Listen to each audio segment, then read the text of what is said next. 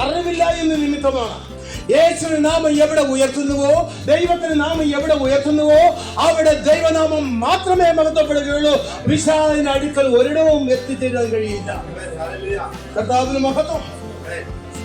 Okay, അപ്പോൾ മത്തായിയുടെ സുവിശേഷത്തിൽ ഒരു വാക്യം വായിച്ചു. അവിടെ കർത്താവ് പള്ളികൾ ചുറ്റി സഞ്ചരിച്ചു. എവിടെയെല്ലാം ദേവാലയങ്ങൾ, യഹൂദ ദേവാലയം എന്ന് പറയുമ്പോൾ ദേവാലയം ഒന്നേ ഉള്ളൂ, അത് ഇസ്രായേൽ ദേവാലയമാണ്. ഇത് സിനഗോഗ്, പള്ളികളാണ്. അവരെ ഉപദേശിച്ചു, അവരെ ഒരുക്കി വെളിപ്പെടുവാനുള്ള ദൈവരാജ്യത്തെ കുറിച്ച് പ്രസംഗിച്ചു. മരണാനന്തരം വീണ്ടും ഉയർത്തതിനു ശേഷം അത് തന്നെ പ്രസംഗിച്ചു. എന്ന് പ്രസംഗിച്ച ദൈവരാജ്യം സംബന്ധിച്ച കാര്യങ്ങൾ പറഞ്ഞുകൊണ്ട് ഞാൻ ഇതാ ജീവിച്ചിരിക്കുന്നു. എന്താ അർത്ഥം? ആ വെളിപ്പെടുവാനുള്ള രാജ്യത്തിലെ രാജാവായ ഞാനാണ് ഈ നിൽക്കുന്നത് ഉറപ്പ് കൊടുക്കുകയാണ്, നിൽക്കുന്നത് ഉറപ്പെടുകയാണ്. ഈ ചെറിയ കൂട്ടമായ ആരാധനയുടെ മധ്യയായിരിക്കുന്ന ഈ ദിനത്തോട് ഞാൻ പറയട്ടെ, തിന്നുക, കുടിക്കുക, സമ്പത്ത് നേടുക, അത് കരുതുക, ചവക്കുഴിയോടുകൂടി അവസാനിക്കുക എന്നുള്ളതല്ല നമ്മുടെ ജീവിതം. ഒരു പ്രാക്ടിക്കൽ പീരീഡ് ആയിരിക്കുന്ന ഒരു ലഘു ജീവിതം കഴിഞ്ഞാൽ സ്തോത്രം, മരണത്തിനപ്പുറത്തും നിത്യ എന്ന ഒരു പാത്രമുണ്ട്. ആ നിത്യതയിലേക്ക് പ്രവേശിക്കുന്നതിന് ഇടയിലുള്ള ഒരു ഇടവേളയാണ് ദൈവരാജ്യ സ്ഥാപനം. സ്തോത്രം.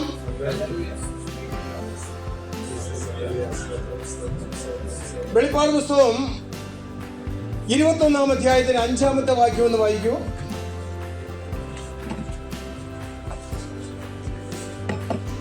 ഇനി മരണമുണ്ടാകുകയില്ല, ദുഃഖവും പുറവിളിയും കഷ്ടതയും ഇനി ഉണ്ടാകുകയില്ല. ആദ്യ മനുഷ്യൻ എന്ന ബൈബിൾ നമുക്ക് ഉറപ്പ് നൽകി പഠിപ്പിച്ചിരിക്കുന്ന നമ്മുടെ പൂർവ്വപിതാവായ ആദാം നിമിത്തം ഉണ്ടായ, ലംഘന നിമിത്തമുണ്ടായ, പാപനിമിത്തമുണ്ടായ ശാരീരികമായ രോഗങ്ങളും അതിനോടൊപ്പം മരണവും, അതാണ് അവിടെ പറഞ്ഞിരിക്കുന്നത്. ഒന്നുകൂടെ വായിച്ചേ. ഇനി മരണമുണ്ടാകുകയില്ല, ഇനി മരണമുണ്ടാകുകയില്ല, ദുഃഖവും ഉറവിളിയും കഷ്ടതയും ഇനി ഉണ്ടാകുകയില്ല. ഇതുവരെയും ഉണ്ട്, ഇപ്പോഴും ഉണ്ട്. കർത്താവിന് ഒരു താമസിച്ചാൽ നാളെയും അത് ഉണ്ടാകും, തുടരും. സ്തോത്രം. ദുഃഖവും നിലവിളിയും ഉണ്ടാകുകയില്ല. നിലവിളി എന്ന് പറഞ്ഞാൽ ജീവിതത്തിലുണ്ടാകുന്ന പരിശോധനകൾ, ചോദനകൾ, അഗ്നിശോധനകൾ, മരണനിഴൽ താഴ്വരയിൽ കൂടെ കടന്നു പോകേണ്ടി വരുമ്പോഴുള്ള അനുഭവങ്ങളിൽ നിന്നും ഒരു രക്ഷയുമില്ലാതെ വാവിട്ട് നിലവിളിക്കുകയാണ്. നിലവിളിയെ കുറിച്ച് കുറച്ചു മുമ്പ് കേട്ടല്ലേ? നിലവിളി ഒരു പിടുത്തവുമില്ല. എന്തായിത്തീരുമെന്ന് ഒരു ലക്ഷ്യമില്ലാതെ നിലവിളിക്കുന്ന സാഹചര്യ ജീവിതത്തിൽ ഉണ്ടാകും. അതാണ് മനുഷ്യ ജീവിതം. ഇനി ഉണ്ടാകുകയില്ല. പിന്നെ വായിക്ക്. ഇതാ ഞാൻ സകലവും പുതുതാക്കുന്നു എന്ന് അരുളി ചെയ്തു. ആരാണ്? മനുഷ്യരാരുമല്ല, സ്വർഗത്തിലെ ദൈവമാണ് അരുളി ചെയ്തത്. ഇതാ ഞാൻ സകലവും പുതുതാക്കുന്നു. അടുത്ത വായിച്ചേ. ഈ വചനം വിശ്വാസയോഗ്യവും സത്യവുമാകുന്നു. വിശ്വസിക്കുന്നവരെന്ന് സ്തോത്രം ചെയ്തേ. തിരുവചനം വിശ്വാസയോഗ്യവും സത്യവുമാണ്. ഇത് സത്യവചനമാണ്, ദൈവത്തിന്റെ അരുളപ്പാടുകളാണ്, അതിന് ഒരു മാറ്റവുമില്ല. എങ്കിലും പറയുന്നു ഇത് വിശ്വാസയോഗ്യവും സത്യവുമാകുന്നു. വീണ്ടും അവൻ കൽപ്പിച്ചു. അടുത്ത് പിന്നെയും അവൻ എന്നോട് സംഭവിച്ചു തീർന്നു. ഞാൻ ആൽഫയും ഒമേഗയും എന്ന് പറഞ്ഞാൽ നമ്മുടെ ജീവിതത്തിന്റെ ഒന്നാമത്തെ ഘട്ടമാണ് ഈ പറഞ്ഞിരിക്കുന്ന മുഴുവനും. അത് സംഭവിച്ച് തീരുന്നത് നമ്മുടെ ആയുസ് കഴിയുന്നത് വരെയാണ്. അങ്ങനെ തലമുറകൾ ഈ കാലഘട്ടം 21-ാം നൂറ്റാണ്ടിലേക്ക് കയറിയിരിക്കുക. സംഭവിച്ച തീരുന്നത് എപ്പോഴെന്ന് ചോദിച്ചാൽ ഒന്നാമത്തെ പ്രോസസ് എന്ന് പറയുന്നത് കർത്താവുതൻ ഗംഭീര നാദത്തോടും പ്രധാന ദൈവദൂത. അപ്പോൾ ചടിചട ഉയർക്കും വിശുദ്ധന്മാർ. ഹല്ലേലൂയ. കർത്താവിന് വേണ്ടി ലോകരാജ്യങ്ങളിൽ രക്തസാക്ഷികളായി തീർന്ന കോടാനുകോടി ഭക്തന്മാർ, 18 കോടിയിലധികം രക്തസാക്ഷികളെ കുറിച്ചുള്ള ലിസ്റ്റ് തന്നെയുണ്ട്. നമ്മൾ ഇപ്പോൾ ചുരുക്കന്മാരായി ആരാധിക്കുന്നത് പോലെ ലോകരാജ്യങ്ങളിൽ ലക്ഷോപലക്ഷ സ്ഥലങ്ങളിൽ ചെറുതും വലുതുമായ ആരാധന കൂട്ടങ്ങളിൽ നമ്മെപ്പോലെ ഇന്ന് ആത്മാവിശ്വത്തിലും ആരാധിക്കുന്ന 68 കോടിയിലധികം ജനങ്ങളുണ്ട്. അപ്പോൾ ഈ കഴിഞ്ഞ 20 നൂറ്റാണ്ടുകൾക്ക് മുമ്പ് മരിച്ചു മൺമറഞ്ഞു പോയി അല്ലെങ്കിൽ മഹത്വം നിറഞ്ഞ നിത്യത്തിലേക്ക് പ്രവേശിച്ച വിശുദ്ധന്മാർ എത്രയോ കോടിയാണ്. ഹല്ലേലൂയ. അവിടെയാണ് ചടചട ഉയർക്കും വിശുദ്ധരെല്ലാം കാഹളനാദം കേൾക്കുമ്പോ ഉയർക്കും വിശുദ്ധരെല്ലാം കാഹളനാദം കേൾക്കുമ്പോ പാരിൽ പാത്തിയിടും അന്നാളിൽ രൂപാന്തരം പ്രാപിക്കും. പാർത്തിയിടും നാം അന്നാളിൽ രൂപാന്തരം പ്രാപിക്കും. നമ്മൾ കർത്താവിനെ അറിഞ്ഞ കാലം മുതൽ ഇതുവരെ 20, 30, 40 അതിനപ്പുറമുള്ള ഒരു കാലഘട്ടം വരെ കർത്താവ് വരവിനെ കുറിച്ച് കേട്ടു. എത്രയോ പേർ പ്രസംഗിച്ചു, എത്രയോ പേർ അവരുടെ പ്രസംഗത്തിൽ നമ്മൾ ആഹ്ലാദിച്ച് ആരാധിച്ചു. ഇന്നും പ്രസംഗിച്ചുകൊണ്ടേയിരിക്കുന്നു. അതിന്റെ അർത്ഥം എന്താണ്? പ്രിയമുള്ളവരെ, മരണാനന്തരം ഒരു പുനരുത്ഥാനം എന്ന ഒരു സത്യമുണ്ടെങ്കിൽ അത് നമ്മുടെ അവകാശമാണ്. കർത്താവ് ഇന്ന് വരുമെന്നും ഇപ്പോ വരുമെന്നും പ്രസംഗിക്കാൻ എളുപ്പമാണ്. അത് ജനത്തെ ഒരുക്കിയെടുക്കുന്നത് നല്ലത് തന്നെയാണ്. എന്നാൽ ഒരു കാര്യം പറയട്ടെ, കർത്താവ് ഒരു പക്ഷേ വരാൻ ഇനി അല്പം കൂടെ വൈകിയാൽ നാം എല്ലാവരും ശവക്കുഴിയോടുകൂടെ അവസാനിക്കും. ഇവിടെ ആരും ജീവിച്ചിരിക്കുകയില്ല. വീണ്ടും തലമുറകൾ മുന്നോട്ട് പോകുന്നുവെങ്കിൽ അവരുടെ തലമുറകൾ കഴിയുമ്പോൾ അടുത്ത തലമുറ വരും. ഈ 20 നൂറ്റാണ്ട് 2000 വർഷങ്ങൾ പിന്നിട്ടു.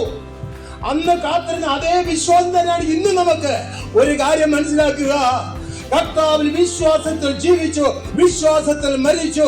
അങ്ങനെ നല്ല അന്ത്യം കൊണ്ട ഏതൊരു ഭക്തനും കർത്തർ കാഹളനാദത്തെങ്കിൽ ചടിചടാന്ന് ഉയർത്തി നിൽക്കും.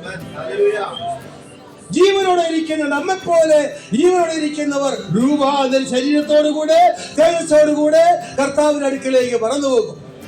സ്തോത്രം. അത് കഴിയുമ്പോൾ ഇനി മരണമുണ്ടാകുകയില്ല, ദുഃഖമുണ്ടാകുകയില്ല, മുറവിളയുണ്ടാകുകയില്ല, നിലവിളയുണ്ടാകുകയില്ല. എല്ലാം മാറിപ്പോയി. ഇത് ഒന്നാമത്തത് കഴിഞ്ഞുപോയി. നമ്മുടെ ജീവിതം ഇത് ഒന്നാമത്തെ ഘട്ടമാണ്.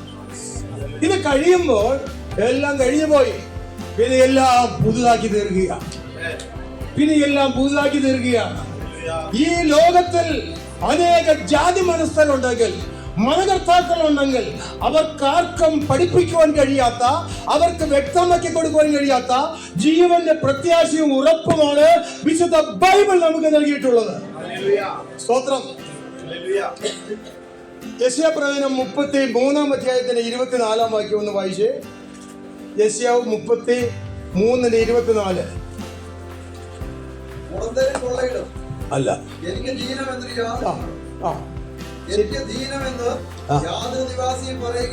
കർത്താവിന്റെ രാജഭരണം ഭൂമിയിൽ സ്ഥാപിതമാകുമ്പോൾ ആ കാലഘട്ടത്തെ കുറിച്ചാണ് ഇവിടെ പറഞ്ഞിരിക്കുന്നത്. എനിക്ക് ദീനം എന്ന് പറയുവാൻ യാതൊരു നിവാസിയും ഈ ഭൂമിയിൽ ഇല്ലെന്ന്. നമ്മൾ ഇത്രയും പേര് ഇവിടെ ഉണ്ടല്ലോ. ഒരു രോഗമില്ലാത്ത ആരെങ്കിലും ഉണ്ടോ എന്ന് ചോദിച്ചാൽ കുഞ്ഞുങ്ങൾക്ക് പോലും കൈ ഉയർത്തേണ്ട ഒരു അവസ്ഥയല്ല ഇന്ന്. ഒരു രോഗവും ഇല്ലാത്ത ആരെങ്കിലും ഉണ്ടോ എന്ന് ചോദിച്ചാൽ എല്ലാവരും നിശബ്ദമാണ്. എന്തുകൊണ്ട്? എല്ലാവരും പലവിധമായ രോഗം ബാധിക്കുന്നുണ്ട്. രോഗം നമ്മുടെ ആരോഗ്യസ്ഥിതിയെ തകർത്തുകൊണ്ടിരിക്കുന്നു. ചിലപ്പോൾ അവസാനിച്ചെന്നും വരും. എന്നാൽ യേശു ക്രിസ്തുവിന്റെ രാജഭരണം നടപ്പിലാക്കുന്നതിന് മുമ്പ് ഒരു കാര്യം പഠിപ്പിച്ചു. തന്റെ അടുക്കൽ നിലവിളിയോടുകൂടെ വന്ന, നിലവിളിച്ച, തന്നെ തൊട്ട, തന്നെ സ്പർശിച്ച സകല രോഗികളെ സൗഖ്യമാക്കി. കരങ്ങൾ ഉയർത്തുന്നു, സ്തോത്രം ചെയ്തേ. അന്ന് സൗഖ്യമാക്കിയതായ വീര്യപ്രവൃത്തികൾ ഒരു കഥയല്ല. ഇന്നും വിശ്വസിക്കുന്നവരുടെ ലോകരാജ്യങ്ങളൊക്കെ നടക്കുന്നുണ്ട്. 1000 ലക്ഷോപലക്ഷം ജനങ്ങൾ ഇങ്ങനെയുള്ള വിടുതൽ പ്രാപിച്ച് കർത്താവിലേക്ക് അടുത്തുകൊണ്ടിരിക്കുന്നു. സ്തോത്രം. അവർക്കിത് രോഗശാന്തി ആവശ്യമാണ്. ഭക്ഷിക്കുവാൻ ഭക്ഷണം വേണം, ഉടുക്കുവാൻ വസ്ത്രം വേണം, ഭാവി നാളുകളിലുള്ള കരുതൽ വേണം. ഇതെല്ലാം നമ്മുടെ ഈ കാലഘട്ടത്തിൽ ആവശ്യമാണ്. കർത്താവ് എല്ലാം നൽകും. 32-ാം അധ്യായം യെശയ്യാപ്രവചനം 32:5 3-ാമത്തെ വാക്യം ഒന്ന് വായിച്ചേ. കാണുന്നവരുടെ കണ്ണിന് മങ്ങുകയില്ല. ഞാനൊരു കാര്യം പറയട്ടെ, ഇന്നത്തെ കാര്യമാണ് ഈ നമ്മൾ കമ്പയർ ചെയ്തത്. ഈ കാണുന്ന എൻ്റെ കണ്ണിൽ ഇങ്ങനെ ഒരു സൂത്രം വയ്ക്കാതെ എനിക്ക് പലതും കാണാൻ നിൽക്കുന്നില്ല. നിങ്ങൾക്കും പലർക്കും അങ്ങനെയാണ്. കുറെ കഴിയുമ്പോൾ ഇത് ഒരെണ്ണം പോരാ, വർഷങ്ങൾ കഴിയുന്നവർ മാറിക്കൊണ്ടേ ഇരിക്കണം. അതാണ് ഇന്നത്തെ അവസ്ഥ. കാണുന്നവരുടെ കണ്ണ് ഇനി ഇപ്പൊ മങ്ങലുണ്ടെന്ന്. ക്ഷയമുള്ള ശരീരമാണ്, ബലഹീനമായ ശരീരമാണ്, ദ്രവത്വമുള്ള ശരീരമാണ്. ഈ ശരീരത്തിൽ ഇരിക്കുന്നിടത്തോളം പൗലോസ് പറയുന്നത്, ഞാൻ ഭാരപ്പെട്ട് ഞരങ്ങുന്നു. ഭാരപ്പെട്ട് ഞരങ്ങുന്നതായ നമ്മുടെ ഈ ആയുസ്സിന്റെ ഈ കാലഘട്ടത്തിൽ ഒത്തിരി പരീക്ഷകളുണ്ട്. അപ്പോൾ കാണുന്നവരുടെ കണ്ണ് ഇനി കർത്താവ് രാജഭരണത്തിൽ അത് മുതൽ മങ്ങുകയില്ല. പിന്നെ കേൾക്കുന്നവരുടെ ചെവി ശ്രദ്ധിക്കും. അപ്പൊ കേൾക്കുന്നവരുടെ ചെവി എന്ന് പറയാൻ ചെകിടന്മാർ കാണുകയില്ല. കേൾവി കുറവുള്ളവർ ആരും കർത്താവ് രാജ്യത്തിൽ കാണുകയില്ല. അത് വായിച്ചേ, പരിജ്ഞാനം, വിവരക്കേട് സംസാരിക്കുന്ന ഒറ്റ വ്യക്തിയും യേശുവിന്റെ രാജ്യത്ത് കാണുകയില്ലെന്ന്. നമ്മൾ പരിശുദ്ധാത്മാക്ഷം പ്രാപിച്ചെന്ന് പറയുന്നവരിൽ തന്നെ എത്രയോ സംഭാഷണങ്ങളിൽ വിവരക്കേട് നിമിത്തം, പരിജ്ഞാനക്കുറവ് നിമിത്തം അനേകരും മുറിവേൽപ്പിച്ചിട്ടുണ്ട്. അനേക കലാപങ്ങൾ ഉണ്ടായിട്ടുണ്ട്, അനേക ഗ്രൂപ്പിസം ഉണ്ടായിട്ടുണ്ട്. കർത്താവിന്റെ രാജ്യ ഭരണത്തിൽ അങ്ങനെയൊന്നും ഇല്ലെന്ന്. പരിജ്ഞാനപൂർണമായിരിക്കും. ബുദ്ധിയും ജ്ഞാനവും പരിജ്ഞാനവും നമ്മൾ പൂർണ്ണതയിലേക്ക് കർത്താവ് കൊണ്ടുവരികയാണ്. അടുത്ത വായിച്ചേ, വിക്കന്മാരുടെ നാവ് തടവില്ലാതെ വിക്കന്മാരെന്ന് പറയുന്ന ധാരാളം വ്യക്തികൾ കണ്ടുകൊണ്ട് ഞാനും പറയുന്നതിനിടയ്ക്ക് പലപ്പോഴും എനിക്ക് വിക്ക് വരുന്നുണ്ട്. വിക്കലോട് വിക്കുള്ള ധാരാളം വ്യക്തികളെ അറിയാം. അങ്ങനെ ഒരു വ്യക്തിയും യേശുവിന്റെ രാജ്യത്തിൽ കാണുകയില്ല. അടുത്ത വായിച്ചേ, പോഷനില്ല. അടുത്ത്, അപ്പൊ ഇങ്ങനെ സാഹചര്യമാണ് കർത്താവിന്റെ രാജ്യം. ആ കർത്താവ് രാജ്യം സ്ഥാപിക്കുന്നതിനെ കുറിച്ച് സ്തോത്രം, യേശു ക്രിസ്തു ഒരു പ്രാർത്ഥന പഠിപ്പിച്ച ഒരു പാറ്റേൺ ഉണ്ടല്ലോ. ആ പ്രാർത്ഥനയെ കുറിച്ചുള്ള ഒരു ഭാഗം നിങ്ങൾ ഓർക്കണം. അങ്ങനെ ഓർക്കണ സാധ്യത കുറവാണ്. ഞാൻ പറയട്ടെ, പിതാവേ, സ്വർഗസ്ഥനായ എന്ന പിതാവേ, നിന്റെ രാജ്യം വരണമേ, നിന്റെ ഇഷ്ടം സ്വർഗത്തിലെ പോലെ ഭൂമിയിലും ആകണമേ എന്ന് പ്രാർത്ഥിക്കാൻ പറഞ്ഞു. ആ പ്രാർത്ഥനയുടെ അർത്ഥം എത്ര ഗാംഭീര്യമുള്ളതാണെന്ന് ശിഷ്യന്മാർക്ക് മനസ്സിലായിട്ടില്ല. ഇന്നും ചൊല്ലിക്കൂട്ടുന്ന ക്രൈസ്തവർക്കാർ അറിയത്തേ ഇല്ല. നമ്മൾ പറയത്തുമില്ല, അല്ലേ? നമ്മൾ ആ പ്രാർത്ഥന ചൊല്ലുന്നുണ്ടോ? ഇല്ല, നമുക്ക് അറിയത്തില്ല. ചൊല്ലിച്ചാൽ തന്നെ തെറ്റും. അങ്ങനെയാണ്. പക്ഷേ അതിന്റെ ഒന്നാമത്തെ ഘടകം, അതിന്റെ അർത്ഥം അറിയാത്തവരും ചൊല്ലുന്നു, നിന്റെ രാജ്യം വരണമേ, നിന്റെ ഇഷ്ടം സ്വർഗത്തിലെ പോലെ ഭൂമിയിലും ആകണമേ. അത് ദൈവം സൃഷ്ടിച്ച ആദിമ ഭൂമിയിലെ ദൈവത്തിന് മഹത്വം നിറഞ്ഞിരുന്ന ഭൂമി മുഴുവനും ഒരു ഏതനായിരുന്ന അനുഭവമായിരുന്നു ആദ്യ ഭൂമി. അത് പിന്നെ പാഴ്ശൂന്യമായി തീർന്നു. അവിടെ വരുമ്പോൾ ഒരുപാട് പറയാനുണ്ട്. ആ ഭൂമിക്ക് തത്തുല്യമായ ഒരു മനോഹരമായ രാജ്യം ഈ ഭൂമിയിൽ വരേണമേ എന്ന് പ്രാർത്ഥിക്കാൻ പറഞ്ഞു. ആരാ പറഞ്ഞത്? യേശുവാ പറഞ്ഞത്. അതിന് പിന്നെ കാര്യമെന്താ? ആ രാജ്യത്തിന്റെ പ്രസിഡന്റ് അല്ലെങ്കിൽ ആ രാജ്യത്തിന്റെ രാജാവായ ചക്രവർത്തി തിരുമനസാണ് പറയുന്നത് ആ രാജ്യത്തിന് വേണ്ടി പ്രാർത്ഥിക്കാം. പിന്നെ ഭൗമിക വിഷയത്തോട് ബന്ധപ്പെട്ട് പല കാര്യങ്ങൾ പറയുന്നു. ഞാൻ ഒരു കാര്യം നിങ്ങൾക്ക് ഉറപ്പിന് വേണ്ടി പറയട്ടെ. ഈ പ്രാർത്ഥന പഠിപ്പിച്ച ഇസ്രായേലിന്റെ കേന്ദ്രഭാഗമാകുന്ന ഒലിവ് മലയുടെ ഏകദേശം മധ്യഭാഗമാണ്. ആദ്യത്തെ ഭാഗം കിദ്രോൺ താഴ്വര, അത് കഴിഞ്ഞാൽ കിദ്രോൺ തോട്, ചെറിയൊരു തോടാണ്. ആ തോട് കഴിഞ്ഞാൽ ഒരു വലിയ മതിൽക്കെട്ടോടുകൂടെ ആരംഭിക്കുന്നത് ഒലിവ് മലയാണ്. അവിടെ ലോകത്തിലെ ഏറ്റവും വലിയ ഒരു സെമിത്തേരിയാണ് അവിടെ ഉള്ളത്, യഹൂദന്മാരുടെ സെമിത്തേരി. അതിന് ഒരു വശത്ത് ഗെത്സമന തോട്ടമാണ്. ആ ഗെത്സമന തോട്ടം വിശാലമാണ്. യേശു ക്രിസ്തുവിനെ അറസ്റ്റ് ചെയ്തപ്പോൾ ആ ഗെത്സമനത്തോട്ടത്തിലുണ്ടായിരുന്ന 8-ലധികം കൂറ്റൻ ഒലിവ് വൃക്ഷങ്ങൾ അവിടെ നിന്ന് നിൽപ്പുണ്ട്. അതിന്റെ പുറന്തോടുകളെല്ലാം കരിഞ്ഞ് ഉണങ്ങി താഴെ വീഴുന്ന പരുവത്തിൽ ഭയങ്കര വലിപ്പത്തിലാണ് നിൽക്കുന്നത്. അതിന്റെ ഉള്ളിൽ നിന്നും പുതിയ നാമ്പുകൾ പുറത്തു വന്നുകൊണ്ടിരിക്കുന്നു. അതും വൃക്ഷങ്ങളായിട്ട് അവിടെയുണ്ട്. യേശു ക്രിസ്തുവിന്റെ സാക്ഷികളായിട്ടുള്ള 8 വലിയ ഒലിവ് മരങ്ങൾ ഗെത്സമന തോട്ടത്തിലുണ്ട്. അതിന് തൊട്ട് മുകളിലാണ് യേശു ശിഷ്യന്മാരെ പ്രാർത്ഥന പഠിപ്പിച്ചത്. ആ പ്രാർത്ഥന പഠിപ്പിച്ച അവിടെ 158 ഭാഷകളിൽ, ലോക ഭാഷകളിൽ വലിയ സൈൻ ബോർഡുകൾ എഴുതി അവിടെ സ്ഥാപിച്ചിട്ടുണ്ട്. സ്വർഗസ്ഥനായ ഞങ്ങളുടെ പിതാവേ, നിന്റെ രാജ്യം വരണമേ, നിന്റെ ഇഷ്ടം സ്വർഗത്തിലെ പോലെ ഭൂമിയിലും ആകണമേ. അതങ്ങനെ വലിയ സൈൻ ബോർഡ്, ഡോറിന്റെ അത്രയും അതിനപ്പുറം വലിപ്പമുള്ള സൈൻ ബോർഡുകളാണ് നിരനിരയായി അവിടെ കുത്തിച്ചാരിയും ഭിത്തികൾ ഉറപ്പിച്ചും ആലയങ്ങൾ പണിത് അതിനകത്തുമായി സ്ഥാപിച്ചിരിക്കുന്നു. സ്തോത്രം. ഒന്ന്, അതിന് തൊട്ട് മുകളിൽ യേശു വരുന്ന ശിഷ്യന്മാരുമായി നിന്ന് പറയുമ്പോൾ യേശുവിന്റെ കാൽ മന്നം വന്ന് ഉയരുവാൻ തുടങ്ങി, സ്വർഗത്തിലേക്ക് ആരോഹണം ചെയ്യുവാൻ തുടങ്ങി.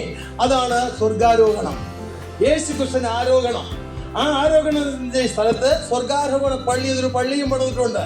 ഇതെല്ലാം സത്യമാണ്. അവിടെ പോയാൽ ഇത് കാണാനൊക്കെയുള്ളൂ, അല്ലെങ്കിൽ കണ്ടിട്ട് പറയുന്നവർ കേട്ട് മനസ്സിലാക്കുക. അവിടെ എല്ലാം പ്രസിദ്ധമായിരിക്കും ഒരു സത്യം, യേശു രാജ്യം സ്ഥാപിക്കുന്നതിനെ കുറിച്ചാണ്.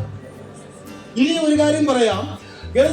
ഇതിന്റെ തോട്ടം കഴിഞ്ഞാൽ ഒരു വശം ഏകദേശം 2 കിലോമീറ്റർ വീതിയിലും അത്രയും തന്നെ ഉയരത്തിലും ചരിഞ്ഞു കിടക്കുന്ന ഒരു വശത്തെ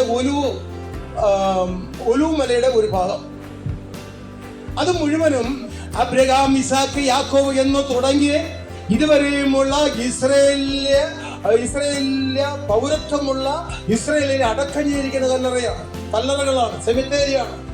അവർ പറയുന്നു, അവിടെ മശിഹ രാജാവായി വരുമ്പോൾ ഞങ്ങളുടെ പിതാക്കന്മാർ ഈ കല്ലറകളിൽ നിന്ന് ഉയർത്തേറ്റ് യേശുവിനോട് മശിഹയോട് കൂടെ വാഴും. നമ്മുടെ വിശ്വാസം അവരുടെ വിശ്വാസത്തിന് ഇച്ചിരി വ്യത്യാസമുണ്ട്. അവർ മശിഹ എന്ന് പറയുന്ന മശിഹ വന്നിട്ടില്ല. നമ്മൾ മശിഹ എന്നും യേശു എന്നും പറയുന്നത് ഒന്നാണ്. കർത്താവ് വന്നിട്ട് പോയി ഇനി തന്റെ സഭയെ ചേർക്കുവാൻ വേഗം വരും. അതിനുശേഷം 7 വർഷത്തെ മഹാപീഠനം എന്ന് പറയുന്ന ഒരു കാലഘട്ടമുണ്ട്. അത് കഴിയുമ്പോൾ ഇതാ അവൻ മേഘാരൂഢനായി വരുന്നു. ഏത് കണ്ണും അവനെ കുത്തി തുളച്ചവരും അവനെ കാണും എന്ന് എഴുതിയിരിക്കുന്ന വേദഭാഗം പോലെ യേശു സ്വർഗത്തിലെ സകല മഹത്വത്തോടുകൂടെ, സ്വർഗീയ ശക്തിയോടുകൂടെ അവൻ ഉദയസൂര്യനായി, നീതിസൂര്യനായി, ഭൂതലത്തെ മുഴുവനും ഭരിക്കുന്നതായ രാജാവായി സ്വർഗം തുറന്ന് ഭൂമിയിലേക്ക് വരും. സ്തോത്രം, സ്തോത്രം, സ്തോത്രം. അങ്ങനെ സ്വർഗം തുറന്ന് ഭൂമിയിലേക്ക് വരുന്ന വരവ് മഹാപീഡനം കഴിഞ്ഞുള്ള ഒരു വരവാണ്. അന്ന് ഭൂമി വഷളായിരിക്കുന്ന സമയമാണ്. യുദ്ധത്തിന്റെ ഭീകരതയിൽ സകലം തകർന്നുകൊണ്ടിരിക്കുന്ന സമയമാണ്. ഇസ്രായേൽ തുടങ്ങിയ അയൽ രാജ്യങ്ങളൊക്കെ തകർന്നുകൊണ്ടിരിക്കുന്ന സമയമാണ്. അപ്പോൾ നിലവിളിയും കണ്ണുനീരും മരണം മരണം മണിമുഴക്കത്തിന് ശബ്ദം മാത്രമേ കേൾക്കുവാനുള്ളൂ. രാജ്യങ്ങൾ ചുട്ടഴിഞ്ഞുകൊണ്ടിരിക്കുകയാണ്. ആ സമയത്ത് രാജ്യത്തിന്റെ വീണ്ടെടുപ്പുകാരനായി, രാജ്യം സ്ഥാപിക്കുവാനായി ദൈവവും കർത്താവും വരുന്നു. അതാണ് യേശുവിന്റെ മഹത്വ പ്രത്യക്ഷത. അപ്പോൾ നമ്മൾ 1-ാം അധ്യായത്തിന് 2-ാം വാക്യമാണ് ഇവിടെ വായിച്ചത്. സ്തോത്രം. അവൻ കഷ്ടം അനുഭവിച്ച ശേഷം 40 നാളോളം ജനത്തിന് പ്രത്യക്ഷപ്പെട്ടു. ദൈവരാജ്യം സംബന്ധിച്ച കാര്യങ്ങൾ പറഞ്ഞുകൊണ്ട് ഞാൻ ജീവിച്ചിരിക്കുന്നു. പറഞ്ഞേ, നമ്മുടെ കർത്താവ് ജീവിച്ചിരിക്കുന്നു. നമ്മുടെ കർത്താവ് ജീവിച്ചിരിക്കുന്നു. എവിടെയെല്ലാം അടിച്ചൊതുക്കാൻ നോക്കിയാലും, എവിടെയെല്ലാം പ്രശ്നം ഉണ്ടാക്കിയാലും, ഏതെല്ലാം ദേവാലയങ്ങൾ അടിച്ചു തകർത്താലും, തീക്ക് ഇരയാക്കി തീർത്താലും, അവർ മുദ്ര വെച്ചാലും, ദൈവദാസന്മാരെയും വിശ്വാസികളെയും കൊല്ലുകയും ജയിലടക്കുകയും ചെയ്താലും ദൈവസഭ തളരുകയില്ല. അവിടെയെല്ലാം ദൈവസഭ കുതിച്ചു വളരുന്നു. പാതാള ശക്തികൾ ദൈവസഭയെ ജയിക്കയില്ല. കർത്താവ് ദൈവരാജ്യ ഭൂമിയിൽ സ്ഥാപിക്കും. ഇപ്പോൾ ദൈവരാജ്യത്തിന്റെ പ്രജകളായി നമ്മൾ ഒരുക്കിക്കൊണ്ടിരിക്കുകയാണ്. എത്ര പേർക്ക് ഗ്രഹിക്കുവാൻ കഴിഞ്ഞു എന്ന് എനിക്കറിയില്ല. പ്രിയമുള്ളവരെ, ദൈവരാജ്യം അക്ഷരികമായ ഒരു രാജ്യമാണ്. കർത്താവിന്റെ ദാസൻ ധാരാളം ഇഷ്ടപ്പെട്ട സമയമുണ്ടെന്ന് പറഞ്ഞാൽ അത്രയും സമയം തന്നതുകൊണ്ട് ഈ വിഷയം ഞാൻ എടുത്തു. പക്ഷെ വിഷയത്തിന്റെ ഒരു ഭാഗം മാത്രമേ വന്നുള്ളൂ. സമയം തീരാറായി. നമുക്ക് ഇതിന്റെ പ്രധാനപ്പെട്ട ഒരു ഭാഗത്തിലേക്ക് വന്നിട്ട് ഞാൻ ആ സമയത്തിനകത്ത് എന്റെ വാക്കുകൾ ഉപസംഹരിക്കാൻ ദൈവം നിങ്ങൾക്ക് അനുഗ്രഹം നൽകട്ടെ. വെളിപ്പാട് പുസ്തകം 19-ാം അധ്യായത്തിലേക്ക് വരാം. അതിന്റെ 1-ാമത്തെ വാക്യം വായിക്കാം. 19, വെളിപ്പാട് പുസ്തകം 19, 1-ാമത്തെ വാക്യം. അനന്തരം ഞാൻ സ്വർഗത്തിൽ വലിയൊരു പുരുഷാരത്തിന്റെ മഹാഘോഷം പോലെ കേട്ടത്, ഹല്ലേലൂയ, രക്ഷയും മഹത്വവും ശക്തിയും നമ്മുടെ ദൈവത്തിനുള്ളത്. രക്ഷയും മഹത്വവും ശക്തിയും ഭൂമിയിലെ ഒരു അധികാരികൾക്കും ഇല്ല, അത് ദൈവത്തിനുള്ളത്. അത് പറഞ്ഞുകൊണ്ട് അനന്തരം സ്വർഗത്തിൽ ഞാൻ മഹാപുരുഷാരത്തിന്റെ ശബ്ദം പോലെ കേട്ടത്, ഹല്ലേലൂയ. ആരാണ് ഈ ബഹുപുരുഷാരം. കർത്താവായ യേശുക്രിസ്തുവിന്റെ പരിശുദ്ധ കാലഘട്ടത്തിൽ ബഹുപുരുഷാരത്തെ കണ്ട് മനസ്സലിഞ്ഞുവെന്ന് എത്രയോ വായിക്കുന്നുണ്ട്. അവിടുത്തെ ശൈലിയാണ് ബഹുപുരുഷാരം. ആ തിരഞ്ഞെടുക്കപ്പെട്ട ജനം ദൈവസഭയാണ്. ആ ദൈവസഭ എന്ന് പറയുന്നത് എക്ലീസിയാണ്. ഗ്രീക്ക് ഭാഷയിൽ സഭയ്ക്ക് വീണ്ടെടുക്കപ്പെട്ട ദൈവജനത്തിന് പറയുന്ന മൂലഭാഷയാണ് എക്ലീഷ്യ. ഒരു പെൺകുട്ടിയുടെ ഒരു പേര് പോലെ, ഒരു മണവാട്ടിയുടെ പേര് പോലെ ഒരു എക്ലീഷ്യ. ആ എക്ലീഷ്യാണ് ബഹുപുരുഷാരം. മനസ്സിലായോ? സ്വർഗത്തിലേക്ക് എടുത്തുകൊള്ളപ്പെട്ട എക്ലീഷ്യ ബഹുപുരുഷാരമായി എണ്ണിക്കൂടാത്ത ഒരു വലിയ സംഖ്യ സ്വർഗത്തിൽ പാടുകയാണ്. ഹല്ലേലൂയ, രക്ഷയും ശക്തിയും മഹത്വവും നമ്മുടെ കർത്താവിന്. കർത്താവ് രാജഭരണം ഏൽക്കുവാൻ സമയമായി. പ്രവചന ഭാഗമാണ് ഇവിടെ വായിച്ചത്. അച്ഛനുമായി സ്ഥാപിക്കുവാൻ പോവുകയാണ്. അത് പറഞ്ഞതിന് ശേഷം ഹല്ലേലൂയ ആവർത്തിച്ച് നമ്മുടെ ബൈബിൾ കാണുന്നത് ആ വെളിപ്പാട് പുസ്തകത്തിൽ മാത്രമാണ്. 4 പ്രാവശ്യം ഇവിടെ പറയുന്നുണ്ട്. 4 അല്ല 40 അതിനപ്പുറം ഹല്ലേലൂയ ഉണ്ട് മൂലഭാഷയിൽ. അതവിടെ നിൽക്കട്ടെ. സ്തോത്രം. ഈ സമീപ നാളുകൾ മാസങ്ങളായി എന്റെ ഹൃദയത്തിൽ ഏറ്റവും വലിയ ആവേശം നൽകി ദൈവം എന്നെ പ്രസംഗിപ്പിക്കാറാക്കുന്നത് ദൈവരാജ്യം എന്നൊരു വിഷയത്തിൽ കേന്ദ്രീകരിച്ച കർത്താവ് ദാസൻ പറഞ്ഞതുപോലെ ഇന്നത്തെ സോഷ്യൽ മീഡിയയിൽ ഏറ്റവും മുന്നിൽ നിൽക്കുന്ന ഒന്നാണ് യൂട്യൂബിൽ 24 എപ്പിസോഡുകൾ ദൈവരാജ്യത്തെ കുറിച്ച് പ്രസംഗിച്ചു കഴിഞ്ഞു. അതിന് ബാക്കി ഇനിയും കിടക്കുക. ഇപ്പൊ ഞാനിവിടെ ആവറേജ് കുറച്ച് കാര്യങ്ങൾ പറഞ്ഞോളൂ. ശരി, ശ്രദ്ധിക്കുക. ഇപ്പോൾ പുരുഷാരം എവിടെയായിരിക്കുന്നു? നമ്മളാണ് ഈ പുരുഷാരം. എവിടെയിരിക്കുന്നു? സ്വർഗത്തിൽ തേജോമനായ കർത്താവിന് മുൻമുഖം കണ്ടുകൊണ്ട്, കർത്താവിന്റെ വല്ലഭത്വം മനസ്സിലാക്കിക്കൊണ്ട്, ദ്രവത്വമില്ലാത്ത അദ്രവത്വ ശാരീരികളായി സ്വർഗീയ ജീവികളായി, ഒന്നുകൂടെ പറയാം, സ്വർഗീയ പൗരത്വമുള്ളവരായി നമ്മൾ സ്വർഗത്തിൽ പാടുകയാണ്. ഹല്ലേലൂയ. ഹല്ലേലൂയ പറഞ്ഞേ. ഹല്ലേലൂയ പാടി ഇരിക്കുമ്പോൾ ദൂതസംഘങ്ങൾ ഒരുമിച്ച് ആ സ്വർഗീയ സദസ്സിൽ സ്വർഗീയമായ മഹത്വത്തോടുകൂടെ ഇന്നത്തെ ഈ ഗാനങ്ങൾക്ക് പ്രചോദനം കൊടുക്കുന്ന സംഗീത ഉപകരണം പോലെ പണ്ടു മുതലേ സ്വർഗത്തിലതുണ്ട്. സ്തോത്രം. അതൊന്നും മുഴക്കിയാൽ അതിന്റെ സ്വരം എത്ര മനോഹരമാണെന്ന് അറിയാമോ? അതിന് നടുവിൽ ദൂതന്മാർ, തേജസ്സുള്ള ദൂതന്മാർ, ശക്തന്മാരായ ദൂതന്മാർ പറയുന്നു ആമേൻ. 4-ാം വാക്യം. അപ്പോൾ ദൈവസഭ അഥവാ പുരുഷാരം പറയുന്നു ഹല്ലേലൂയ. ആമേൻ എന്ന് പറഞ്ഞാൽ അർത്ഥം എന്താണ്? പറഞ്ഞേ. അങ്ങനെ തന്നെ. എങ്ങനെ തന്നെ? ഹല്ലേലൂയ എന്ന് സ്വർഗം മുഴുവനും പുളമുഖം കൊള്ളുമാറ്, പ്രകമ്പനം കൊള്ളുമാറ് നിങ്ങൾ ഹല്ലേലൂയ പാടുവാൻ കാരണം എന്താണ്? സകല മഹത്വം ദൈവത്തെ അർപ്പിക്കുകയല്ലേ. അത് അങ്ങനെ തന്നെ ആമേൻ എന്ന് പറയുമ്പോൾ ഇവർ ഹല്ലേലൂയ വീണ്ടും പാടുകയാണ്. ആര്? ഞാൻ പാടുകയാണ്. നിങ്ങൾ ഓരോരുത്തരോട് പാടും. പാടണം, അല്ലെങ്കിൽ പാതാള നരകം വേറെ കിടപ്പുണ്ട്. സ്തോത്രം, സ്തോത്രം, സ്തോത്രം. എല്ലാവരെയും ഒരുപോലെ ഇവിടെ കയറി വാ എന്ന് പറഞ്ഞുകൊണ്ട് സ്വർഗത്തിന് മഹത്വത്തിൽ ഇരുത്തുകയല്ല. കർത്താവിന് ഉള്ളവർ മാത്രമേ പോകുകയുള്ളൂ. ശവക്കുഴിയിൽ 100 പേരുടെ അനുഗ്രഹ ആശംസകളോടുകൂടെയുള്ള അനുമോദന പ്രസംഗങ്ങൾ ഏറ്റുവാങ്ങി ശവക്കുഴിയിലേക്ക് പോയാലും കർത്താവിന്റെ കാഹള ശബ്ദം മുഴങ്ങുമ്പോൾ യോഗ്യരായവർ മാത്രമേ ഉയർക്കുകയുള്ളൂ. അത് മനസ്സിലാക്കുക. അല്ലാത്തവരെ പിന്നെ ഉയർപ്പിച്ച് നിത്യമായ നരകത്തിലേക്ക് തള്ളുവാൻ വേറെ വ്യവസ്ഥകളുണ്ട്. ഞാൻ ഈ പറഞ്ഞു നിർത്തട്ടെ. 6-ാം വാക്യത്തിൽ ഒന്ന് വായിച്ചേ. അപ്പോൾ വലിയ പുരുഷാരത്തിന്റെ ഘോഷം പോലെയും പെരുവെള്ളത്തിന്റെ ഇരച്ചിൽ പോലെയും തകർത്തയിടി മുഴക്കം പോലെയും ഞാൻ കേട്ടത്. ഹല്ലേലൂയ, സർവശക്തിയുള്ള നമ്മുടെ ദൈവമായ കർത്താവ് രാജ്യത്വം ഏറ്റിരിക്കുന്നു. നാം സന്തോഷിച്ച് ഉല്ലസിച്ച് അവന് മഹത്വം കൊടുക്കുക. അവിടെ എന്താണ് വായിച്ചത്? അല്ല, തുടക്കം 6-ാം വാക്യം തുടക്കം വലിയ പുരുഷാരത്തിന്റെ ഘോഷം പോലെയും. ഞാൻ ക്ലിയർ ആക്കുന്ന ആ ഭാഗത്തിലേക്ക് നിങ്ങൾ ക്ലിയർ ആവണം. വലിയ പുരുഷാരം എന്ന് പറയുന്നത് നമ്മളാണ്. നമ്മുടെ വലിയ പുരുഷാരമാണോ? ലോകത്തിൽ ഞാൻ പറഞ്ഞത് 195 രാജ്യങ്ങളുണ്ടെന്ന്. ആ 195 രാജ്യങ്ങളിൽ നിന്നും ഭാഷകളിൽ നിന്നും വംശത്തിൽ നിന്നും ഗോത്രങ്ങളുമായി വ്യത്യസ്ത കാലയളവിൽ യേശുവിന്റെ രക്തത്താൽ വീണ്ടെടുക്കപ്പെട്ട ബഹുപുരുഷാരം എന്നും പറയാമോ? 21 നൂറ്റാണ്ടുകൾക്കുള്ളിൽ ആ ദൈവസഭയുടെ മഹത്വം പറയാമോ?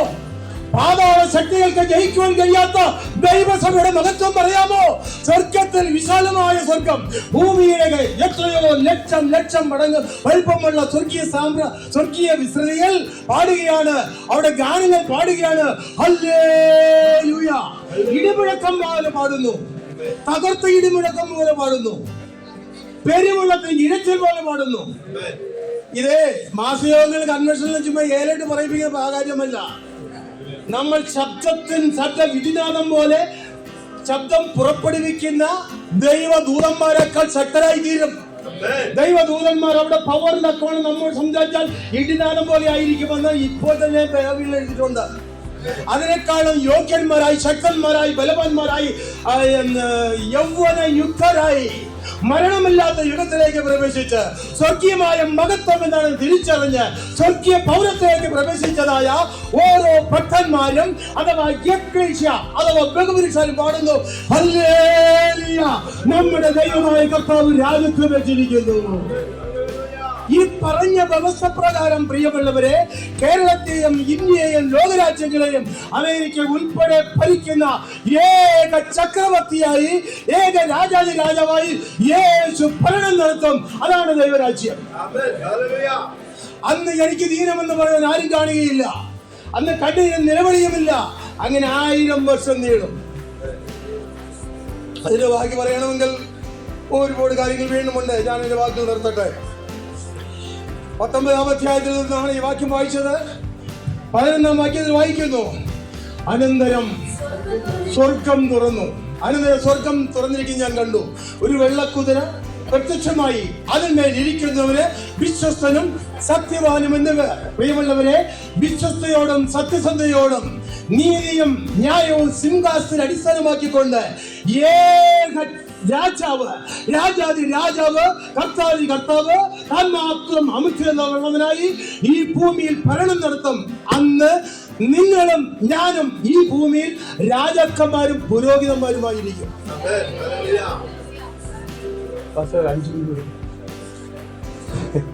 സമയം കൂടുതൽ വന്നപ്പോ 1/2 മണിക്കൂർ നിർത്തണമെന്ന് ഞാൻ വിചാരിച്ചത്, പക്ഷെ സമയം കഴിഞ്ഞു. യെശയ്യാ 32-ന്റെ 1-ാമത്തെ വാക്യം. ഇംഗ്ലീഷ് ബൈബിൾ നിങ്ങളുടെ ആരെങ്കിലും ഉണ്ടെങ്കിൽ അതുകൂടെ ഒന്ന് എടുക്കണേ. ഹിന്ദി അതിലും ഇല്ലല്ലോ.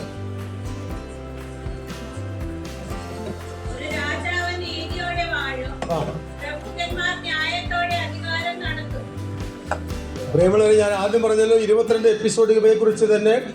എൻ്റെ പേര് പാസ്റ്റർ പി അതിരൂപൻ നടിച്ചാൽ എപ്പിസോഡ് യൂട്യൂബ് ഓപ്പൺ ആയി വരും. അതിൽ നിങ്ങൾക്ക് സൗകര്യമുള്ളതുപോലെ ഏതെങ്കിലും വിഷയം സമയമുള്ളതുപോലെ തുറന്ന് കാണാം. വീഡിയോ ആണ്. മലയാളത്തിലുണ്ട്, ഹിന്ദിയിലുമുണ്ട്, ഇംഗ്ലീഷിലുമുണ്ട്.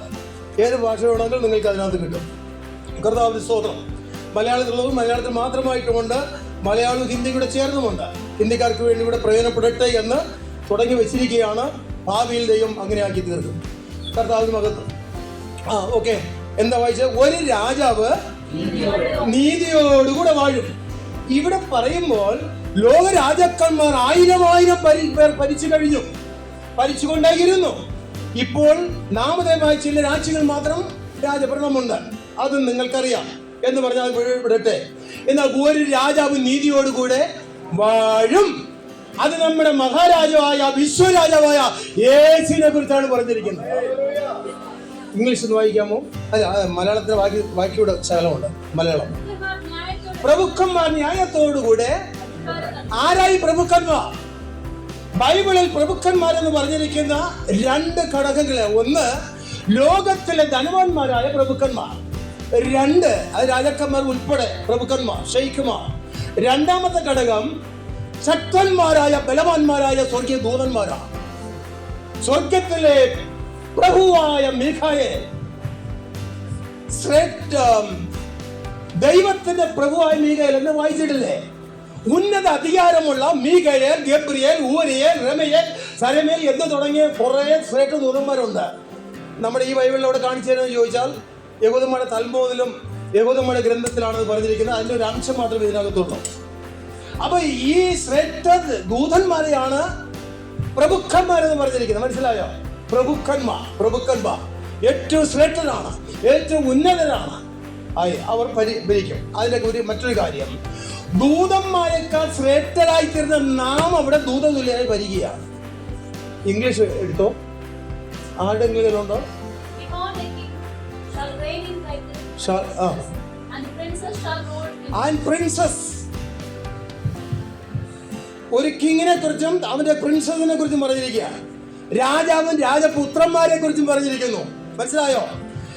ഒരു രാജാവും അവന്റെ പ്രഭുക്കന്മാരും എന്ന് പറഞ്ഞ സ്ഥലത്ത് ഇംഗ്ലീഷോട് വായിച്ചു, പല ഭാഷകളിൽ വ്യത്യാസമുണ്ട്. ആ രാജാവിന്റെ സന്തതികൾ, അവന്റെ മക്കളും ഭൂമിയെ ഭരിക്കുമെന്ന. ആരാ മക്കൾ? അവന്റെ രക്തത്തിന്റെ ഫലമായി വീണ്ടെടുക്കപ്പെട്ട ഞാനും നിങ്ങളും ഭൂമിയിൽ രാജാക്കന്മാരും രാജപ്രഭുക്കന്മാരുമായി ഭരിക്കും.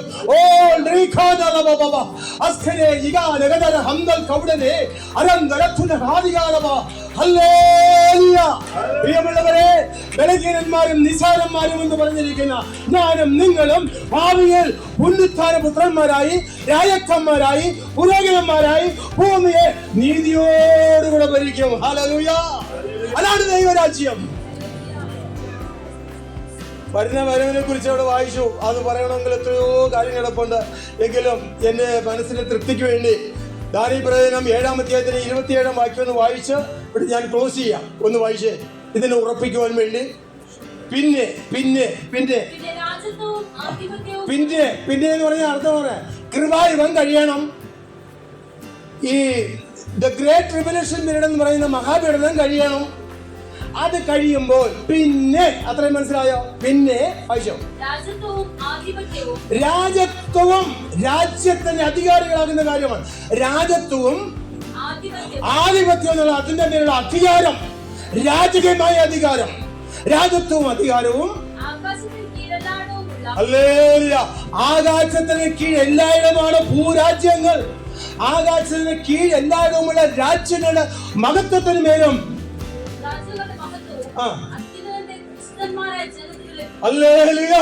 മനസ്സിലായോ?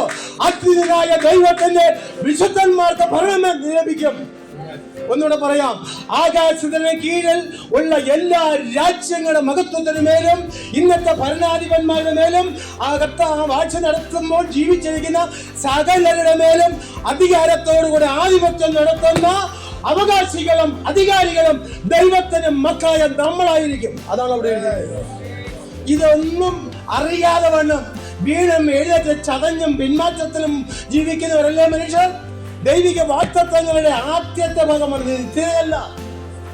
നിത്യതയിലേക്ക് പ്രവേശിക്കുന്നതിന് മുമ്പുള്ള ഒരു ചെറിയൊരു പ്രവേശന കവാടത്തിന്റെ ഒരു ചെറിയ പീരീഡാണ്. 1000 വർഷം നിലനിൽക്കും. അതിന് സഹസ്രാബ്ദ വാഴ്ച എന്ന് പറയും. കർത്താവിന്റെ രാജഭരണം. ഞാൻ പറയട്ടെ, ഈ രാജഭരണത്തിൽ കരച്ചിലില്ല, നിലവിളിയില്ല, ദുഃഖമില്ല. ഇതെല്ലാം മാറിപ്പോയി. അത് ഒന്നാമത്തേതാണ്. അത് കടന്നുപോയി. പറയുന്നു, എഴുതുക, ഇത് വിശ്വാസയോഗ്യവും സത്യവുമാകുന്നു. ഒരു നിമിഷം നമുക്ക് എല്ലാവർക്കും ദേശത്തിൽ എഴുതി നൽകാം. സ്തോത്രം, സ്തോത്രം, സ്തോത്രം, സ്തോത്രം, സ്തോത്രം, സ്തോത്രം. ഹല്ലേലൂയ, ഹല്ലേലൂയ, ഹല്ലേലൂയ. രാജാധിരാജൻ മഹിമയോടെ വാനമേഘത്തിൽ എഴുന്നള്ളാറാ. രാജാധിരാജൻ മഹിമയോടെ